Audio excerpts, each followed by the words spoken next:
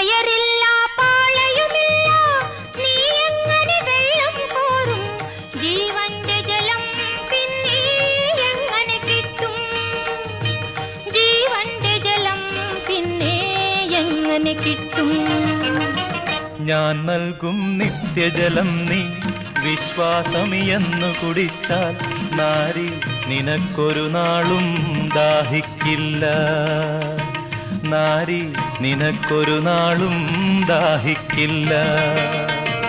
ആ ദിവ്യജലം നാഥ നൽകേണമെനിക്കൊരു പാത്രം. വീണ്ടും ഞാൻ വെള്ളം കോരാൻ പോരണ്ടല്ലോ. വീണ്ടും ഞാൻ വെള്ളം കോരാൻ പോരണ്ടല്ലോ. മഹിളെ നീ വീട്ടിൽ പോയി നിൻ കണവനെയും കൊണ്ടുവരൂ നീ. അപ്പോൾ ഞാൻ കോരി വിളമ്പാം ജീവന്റെ